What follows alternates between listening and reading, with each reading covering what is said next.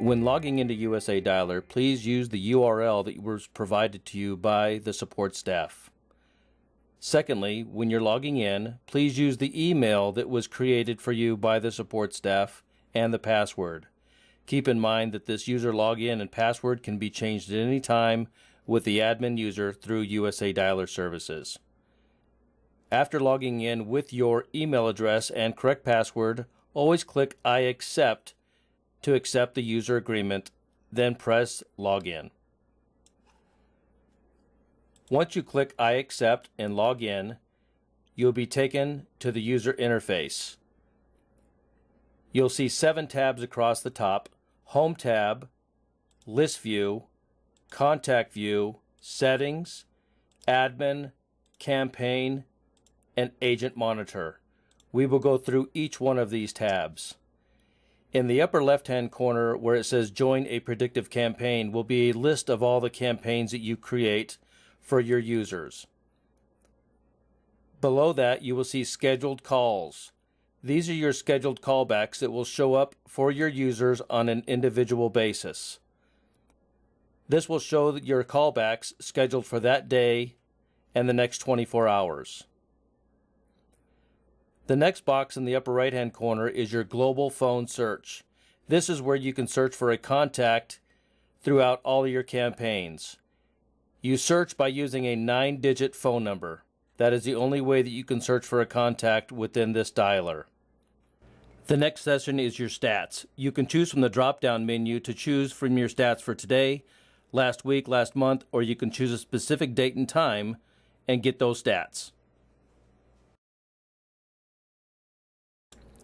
List View is where you can have other agents or other users within your account refer leads to specific departments, to a specific management team, or to a team member that will move that lead into a future process.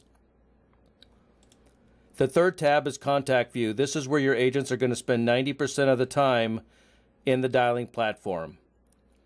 In the upper left-hand side, you will see Predictive Dials. As your agent is clicked on a campaign from the Home tab, it will automatically bring them here to the Contact View tab and start dialing numbers. In the upper left-hand corner where it says Predictive Dial, you will see the numbers being dialed. Right below that, you will see the timeline in which they have been in that action, whether they've been idle, talking, waiting, or disconnected from the dialing platform. Just below that, you will see all of the contacts information that you uploaded into the dialer, such as the company name, the first and last name, the address, city, state, zip, and phone number and email address. You can have up to 20 different database fields that are customized to suit your needs. Moving to the right, you will see an icon starting with the green phone. This is where you can click on the green phone to call a contact back or to start your campaign. The red phone indicates you can hang up on that call. The play message icon is where you can play a pre-recorded message for your prospect to hear specific information, or if you choose to leave a message for a prospect, they would choose from a drop-down menu on how to leave a message for a specific prospect. Once they click on the message to leave a specific prospect, at that point, the message will be dropped into the customer's voicemail. The dialer will disconnect that call. The agent would choose from the drop-down menu Made Call, Left Voicemail, and it would move them on to the next call. The next icon is the record icon. The record icon, you can choose to record on demand, or from the campaign tab, you can click to record all phone conversations.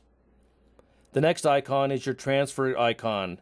Just like transferring a phone from the front desk to another office within your own business, you can transfer this call on this dialer to any 9-digit number. The three-way icon is where you or your agent can three-way transfer to any 9-digit number, either pre-programmed within your dialing platform or any 9-digit number outside of it. The next icon is your send email option, where you can send a templated email to this prospect. Keep in mind when using this feature, you must be using a valid email address when logging into the dialing platform. The next section is your disposition bar. Starting with the custom dispositions, this is where you can create up to 10 custom dispositions that fit your company or business. The next drop down is a scheduled callback. You can choose to call somebody back in the next 30 minutes, the next 3 days, the next 30 days, or you can click on custom to create a specific time to call that prospect back. Remember, when choosing the custom callback option, you're going to be calling that prospect back in their respective time zone based on their 9-digit phone number. When you use the Made Contact drop-down, you can either choose to mark the sale as a completed goal or sale, someone that was not interested, or someone that has been asked to put on the Do Not Call list. When you choose Unable to Contact, this is where you can mark the lead as voicemail left a message, voicemail left no message, or busy unavailable. The next set of dispositions is your Assign To. This is where you can assign a lead to anybody that is in the system, whether it be a coworker or a management team member.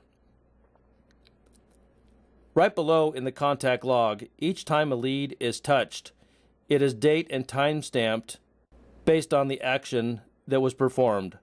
Whether the dialer was initiating a call, whether the agent took a call and dispositioned, it will date and timestamp that. Once it's in the call log, it cannot be edited or removed. Below the contact log is your Add Note section. This is where the agent can actually type in notes and click the Add Note button to add those to the contact log. The next tab is the Settings tab. In your upper left-hand corner, you were issued a company ID number starting with C. In this example, it's C2000 at company ABC. Here you will see your admin login and your company ID.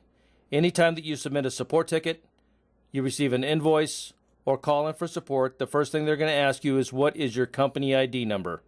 That's where you would find it. Right below that is your outbound call configuration. This is the phone number that is used and will be presented to your customers as you're using the dialing platform. Below that will also be your company name that will display on your consumers or businesses caller ID phone number.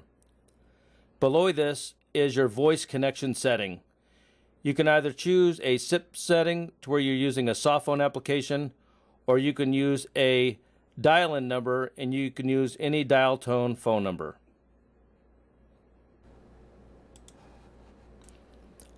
The next section is the Campaign tab. When creating a new campaign, simply click on Create New Campaign. You're going to give it a company name. You're going to give it a description for the data. You're going to give it a caller ID name and a caller ID phone number. Please keep in mind that the caller ID name and the caller ID phone number can be changed at any time. You want to make sure you click the box for limit calling hours. The federal do not call times are before 8 a.m. and after 9 p.m. You could choose any window of time in between those timelines for your dialer to be calling your prospects. The dial override rate is the number of lines that you wish to be calling a prospect, meaning that if you have 5 agents on the phone, you can choose to either be dialing 1 line per agent or up to 5 lines per agent to find that new prospect. Please keep in mind that the average wait time is 30 to 45 seconds in between calls. If you're experiencing any calls quicker than this, you're burning through your data and you will probably be above the 3% drop call ratio. If you're above the 3% drop call ratio, you will get calls from the FTC complaining about your abandon rate. The next section is Wait For, and that's how long you want a prospect to wait if an agent is not available. The next box is AMD, Answering Machine Detection. By choosing this box on each campaign, you're eliminating 85% of voicemails that your agents would potentially hear. The next box is Record All. This is where it will record all call conversations from start to end. Once you've completed your designated settings, click the Add Campaign button, and now your campaign has been created.